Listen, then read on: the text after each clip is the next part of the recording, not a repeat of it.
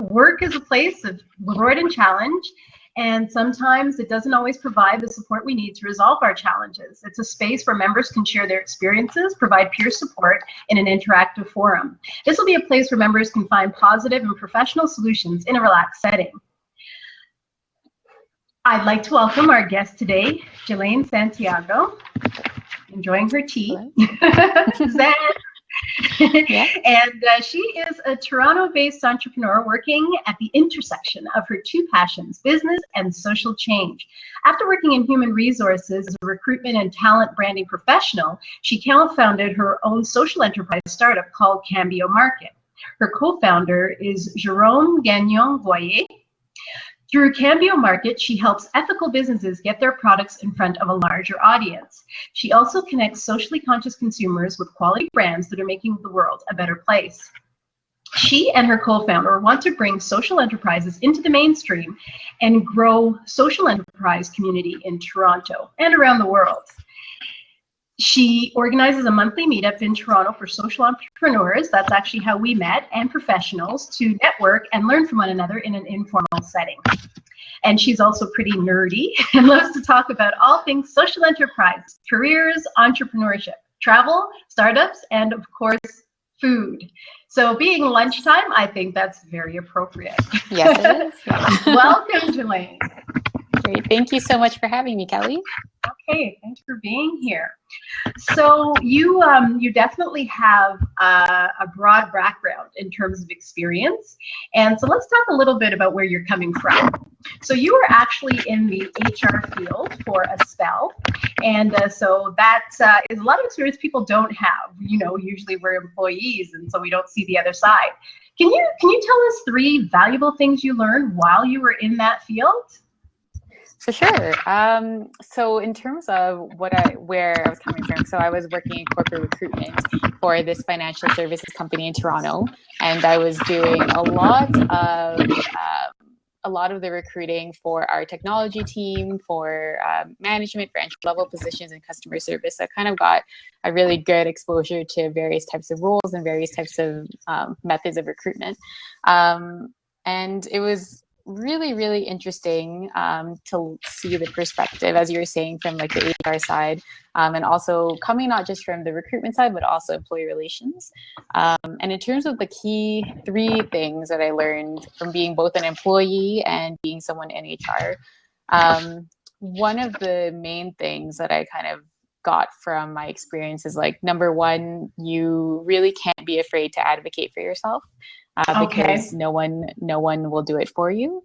Sure. So even as someone in HR, you know, as an HR person, you're really kind of that middle person between the employee and management, and you're representing both the interests of the worker as well as the interests of the business. But really, at the end of the day, when push comes to shove, your job as an HR professional is really to make sure that the business is successful.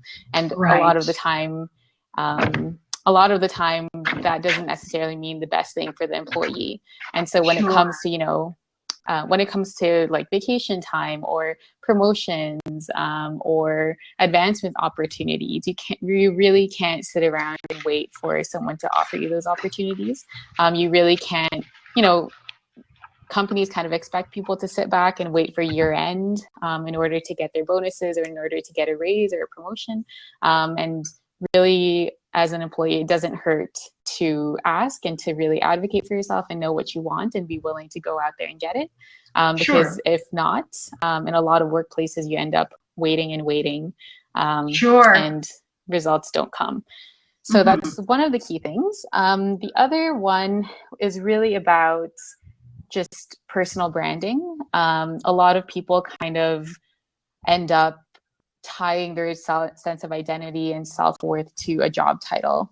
So the best example is on your LinkedIn profile, people will have as their header, they'll be like, oh, recruiter at KPMG or something like that. And that's their title.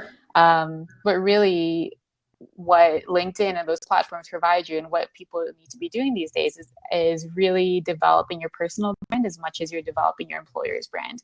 And that's because people are like leaving, people are leaving jobs more often these days. It's not uncommon for people to switch and kind of move around. And so if you're tying your career to a specific job title or a specific company, you're really doing yourself a disservice.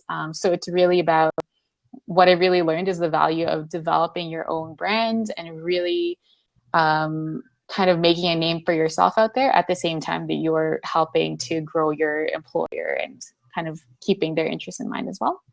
Okay.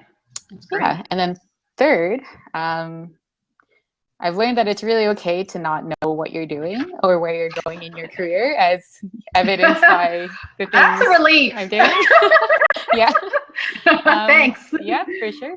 I am, even with Kelly, I know with your background too, you were in architecture, you're in landscaping actually. And I was, architecture. Yeah. And still am. Oh yes, technically you still are. Yeah.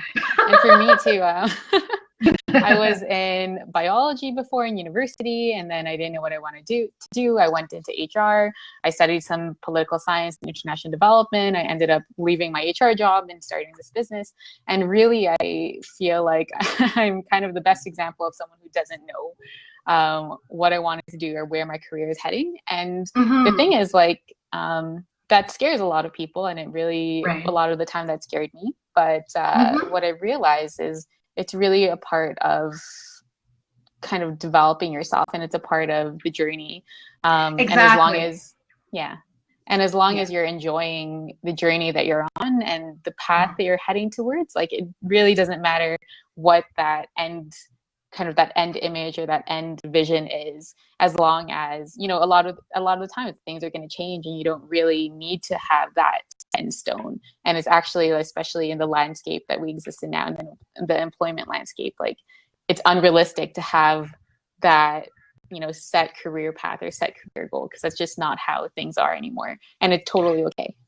Exactly. That's a very good point. I mean, there are many shifts, in the marketplace, and I think it is important. Just to summarize what you said, you have to be an advocate for yourself. You can't expect to anyone to look out for you per se. You have to identify, your own brand, and not as it relates to an employer. So they're a part of what you do, but they're not all of what you do. And so that will give you flexibility in the marketplace, because things do change. And so when unexpected things happen, when you've developed those sort of skills, then you'll be able to anticipate things, and then in other cases bounce back when unexpected things happen in the workplace. So these are definitely things that you want to do.